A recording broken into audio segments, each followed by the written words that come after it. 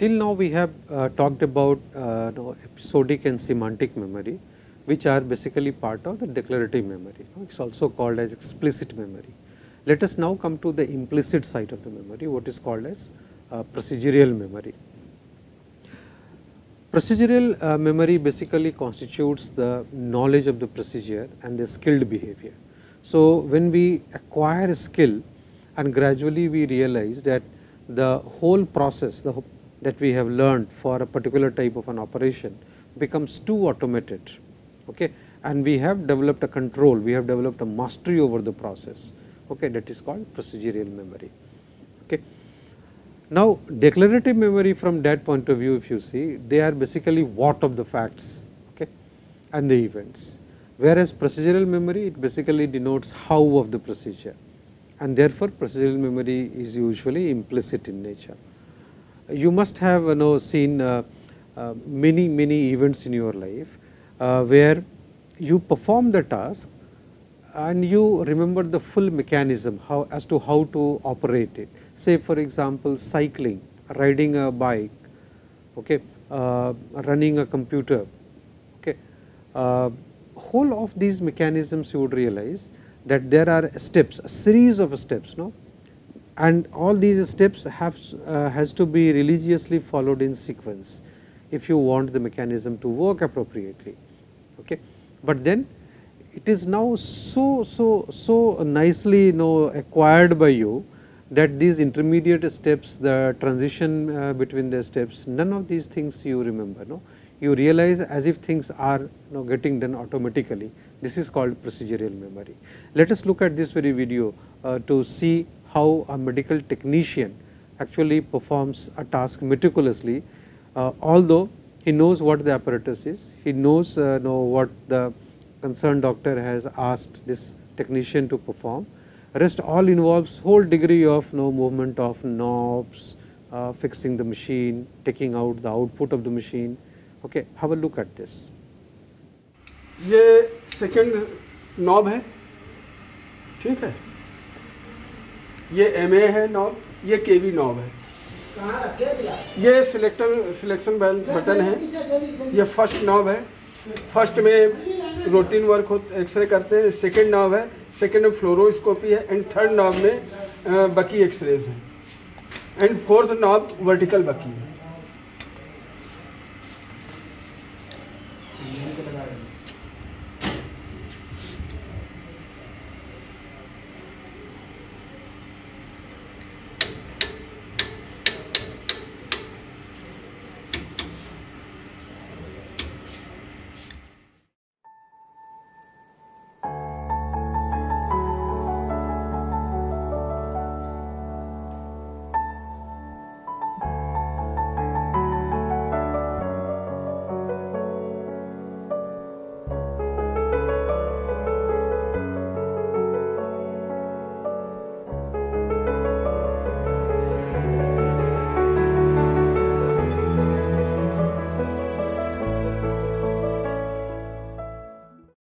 Now that we have understood the explicit and the implicit side of the memory, let us now look at another aspect of long term memory, what is called as prospective memory. Prospective, something which is about to come. So, if a person fails to remember what he or she was going to do, so say for instance, I intend to go and switch on the light, I leave my table, go towards the switchboard, and halfway if I forget what I thought, that is loss of prospective memory. No? So, the inability to remember the intended action, okay, is what is called as prospective memory. Older people usually they show this problem of prospective memory. In our young days, adulthood, usually we do not have this type of a problem unless we are too busy and we are into multitasking, then it might happen because of competition between two thoughts which are going parallelly. Else, even in the case of at least older people, even if they have one single thought, one single prospective step that they had planned to execute, there might be a problem in terms of inability to recollect what he or she was intending to go and do. So, this very image represents now what actually retrospective and prospective side of memory would be.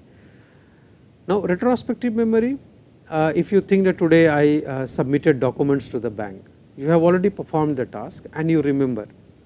Okay. Prospective memory would be I plan to, okay, and you have planned something, what exactly you planned, okay, halfway while trying to execute it, you forget it. That is the loss of prospective memory. It is mostly seen in elderly people. Having now understood sensory short term and long term memory, let us once try to compare between these three systems of memory. We will try to compare these three structures of memory on certain criteria. So, on the screen when you see in the white font, the word written there is the criteria on which the three memory systems are being compared. So, first let us compare memory system in terms of their approximate duration. Sensory memory, we discussed that the duration is 1 to 2 seconds for iconic memory and 4 to 5 seconds for echoic memory. This expands substantially, it goes up to 20 to 30 seconds in the case of short term memory. And in terms of long term memory, it could be days, months, it could be even lifetime. Okay. So, something that starts from 1 second up to lifetime, this is the whole expansion. Up to first 5 seconds part of sensory memory, up to 30 seconds that is short term, and thereafter it is long term. In terms of capacity, we realize that sensory memory also has a relatively large capacity in terms of storing information, and at least 16 items can be stored at the level of sensory memory, okay, and probably little more can also be done. Short term memory from that point of view, given the time it has, okay, we realize that the capacity is relatively small, but this capacity increases manifold if the items are divided into chunks, okay, and if depending on whether you form a chunk of 3 or you form a chunk of 4 items, approximately up to 40 items can be stored in the short term memory. Long term memory, it is very large, okay, and the limit is just not known, any and everything can be stored. Then we come to transfer in memory. Okay. In terms of transfer, we have the long term memory where transfer is not at all needed because information is already stored there and it has nothing to do beyond that. But in case of sensory memory, attention and recognition, they play an important role. Items that are attended to and items that are recognized, they have the likelihood of moving towards the short term storage. Okay. Items which you do not pay attention to and items that you fail to recognize, okay, they will not be forwarded to the short term storage. In case of short term, we did discuss this fact also, that there are two types of rehearsal, the maintenance rehearsal and the elaborative rehearsal. Now, depending on the rehearsals, the items are appropriately forwarded to the long term memory. Now, we come to the type of information that is stored. In case of sensory memory, it is exact copy of the input that is stored.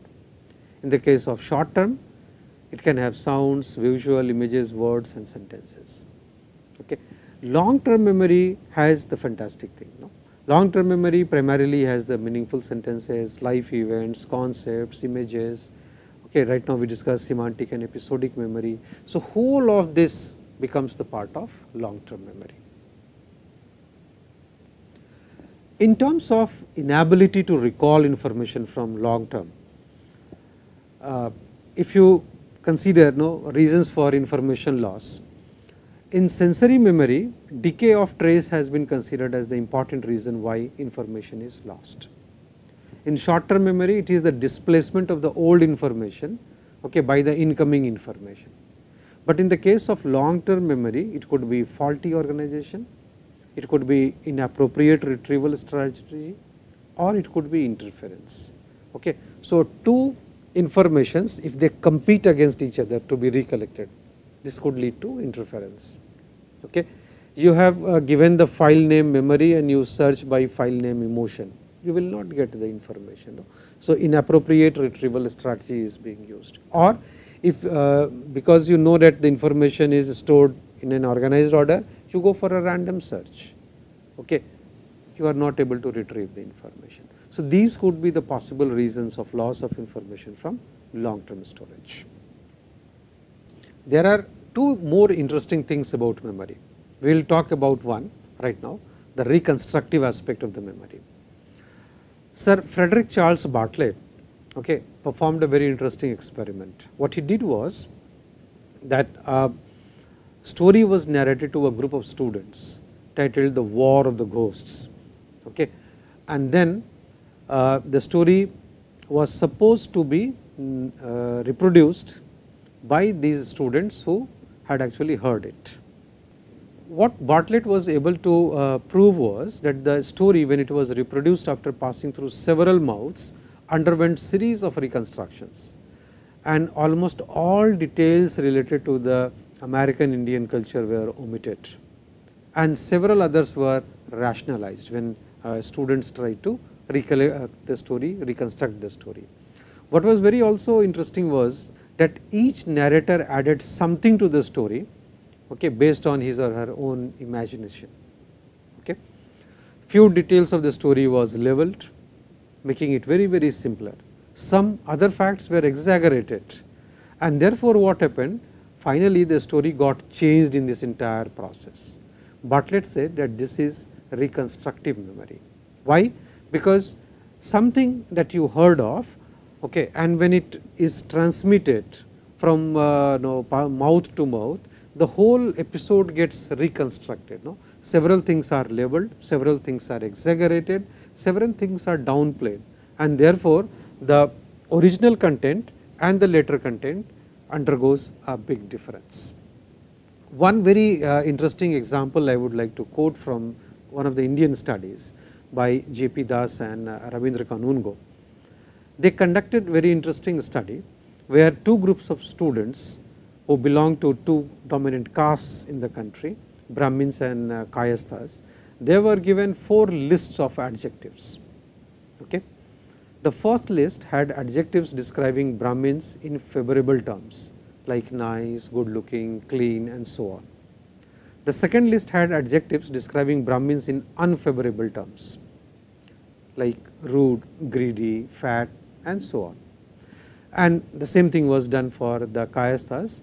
List 3 had adjectives describing Kayasthas in favorable terms, and list 4 described them in unfavorable terms. Now, when these Brahmins and Kayastha students were supposed to recollect the content, everyone remembered more unfavorable adjectives than the favorable ones. And based on this, J.P. Das and Ravindra Kanungo, they inferred that people prefer to remember bad attributes rather than good ones. One interesting thing which is also talked about in introductory psychology is an effect called Zeigarnik effect. Bluma Zeigarnik was a Russian psychologist who actually compared memory of tasks which you are able to complete and compared it with the tasks which you are not able to. What she did was, she basically interrupted the work and did not allow the participants to finish the task. Okay. What she finally found out, and what is now called as Zeigarnik effect, is that interrupted tasks were remembered more frequently than those which you are able to complete. Okay. So, things that you are not able to complete, you would remember it more. Now, this might mismatch with our daily life experiences. Another interesting study, again by Ravindra Kanungo along with Datta, they gave an interpretation to the Zeigarnik effect. They said that the intensity of the emotion that is induced by the complete or the interrupted task, that becomes a critical factor. Okay. So, it is not the task per se, but the emotion that it leads to. So, any activity that gives rise to a strong emotion, okay, whether it is pleasant or unpleasant, that does not matter. the fact that the activity gives rise to a strong emotion, such events will have a better memory. Okay. You remember right now we said in our previous lecture that things which has an element of surprise, things which has personal significance, okay, and things which induces great degree of emotional arousal in you, those things have better chances of getting recollected. Okay. So, this was the explanation given by Datta and Kanungo as to why Zeigarnik effect works. Another interesting thing that is also talked about in memory is memory construction. Bartley he proved that there is reconstruction in memory. Construction of memory has basically to do with the experiences that was gathered in the clinical setup, where memory is implanted and therefore, the participants recall events of their life which had actually not happened. Okay. Now, this depends on the suggestibility of the participant.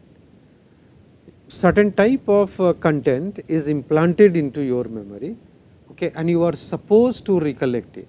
So, when you recollect your life experiences, you try to recollect even those events which actually you did not experience, but you were told that this is how things had happened with you. Okay. This is called memory construction.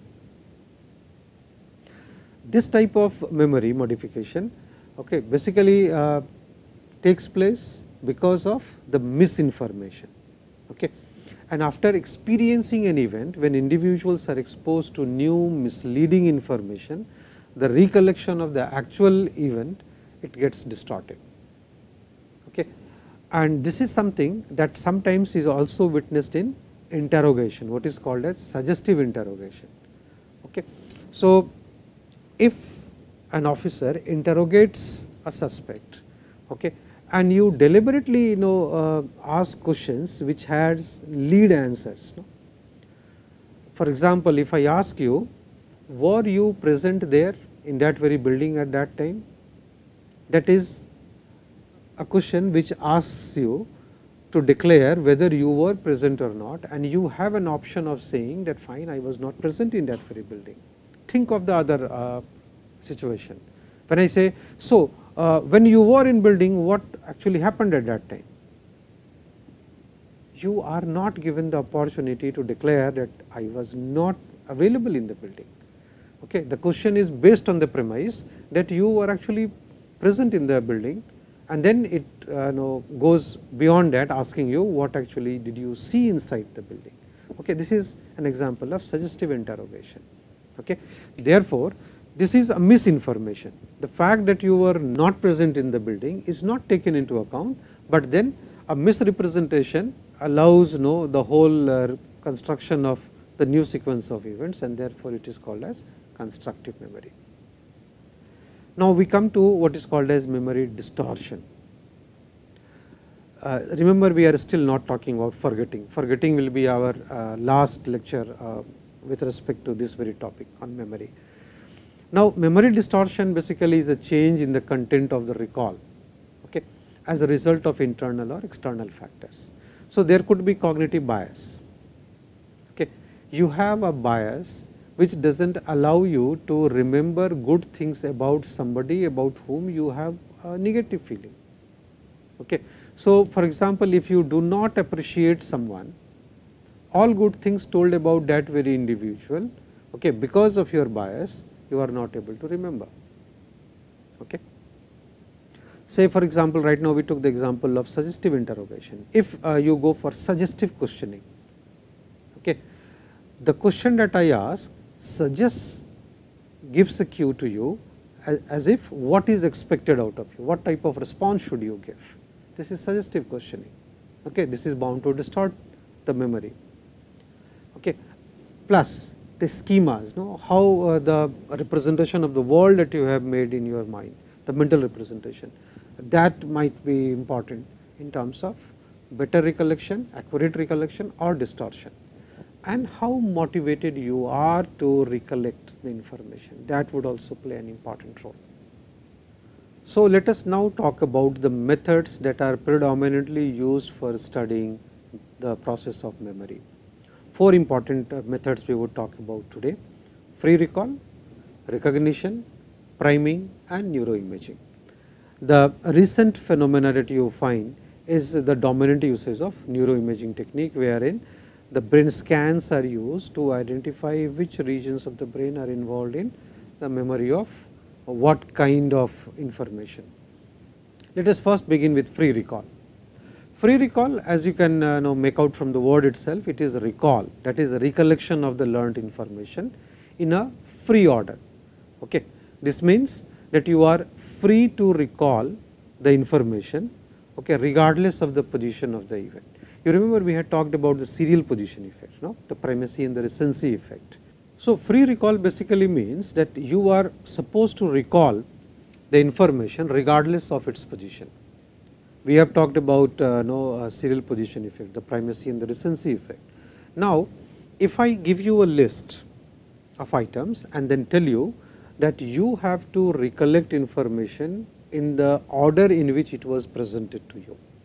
So, say for example, if I give you a list of items that you have to procure from the market, and I say that these 15 items have to be recollected in its serial order. So, first item should be recalled first, second item at the second order, third item at the third order.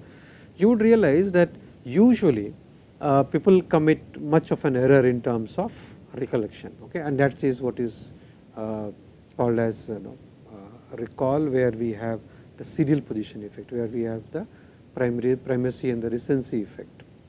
But free recall usually is considered as one of the good methods, because you do not have to worry about the relative positioning of the information, rather you have to simply recollect the information. Now, in anticipatory score, recollection in the correct order is taken into account, okay. But free recall would basically mean that you, regardless of the position, you just recollect the information and accordingly you get a score for that. So, that is one of the dominant methods in studying memory. The second important method for studying memory is recognition, and that is one of the most generously used techniques nowadays. Even for this very course, when we will come to evaluation, okay, you will come across multiple choice items, no. So, when you are supposed to recognize the learnt information which is hidden among other items, okay. So, you have the question written on the top and then you have 4 options. Only one answer is correct and rest of the 3 are false information. So, when the actual information is hidden amongst the other information and you have to recognize that this is the correct answer, this is what I had learned, this is called as the method of recognition. Okay. Multiple choice items is the best example of it. The third and interesting method of studying memory is priming. Now, in case of priming, how acquainted you are with the stimulus, that is important. So, what happens, acquaintance with a stimulus, it basically facilitates your response to the stimulus which is presented later. Now, let us understand this with the help of this illustration. Now, I ask you that look at your screen and based on the sketch that you see at the bottom of the screen, identify the person, okay. And I am sure none of you would be able to identify the person. I add a little bit to it and I say, can you now identify the person, given that you have little more cues. Perhaps some of you might make a guess. I add little more and I say that very recently you saw one of his recent movies which had this very character. Can you now identify whom you are looking at? And now when you see half of the face, okay, you say that, oh, I know him, he is the most celebrated actors of Indian cinema, Mr. Amitabh Bachchan. Okay. This is priming technique. Okay. So, what actually happens here, okay, you are acquainted with the character, okay, you were presented with part of the information, and depending on how well acquainted you are with the facial features, okay, you would have identified. First case, you would have certainly not succeeded. many of you would have succeeded just after the second slide, okay, when these little more cues were given. Some of you would have, by this time many of you would have probably identified, and after this much approximately all of you would have identified who this person is. Okay. This is called the priming technique. Now, priming is considered to be most effective when it is used in the same modality. So, if you are using visual priming, then it is good to use visual cues, and if you are using verbal priming, then it is good to use verbal cues. Okay. In that case, priming will be very, very effective because you are using same modality.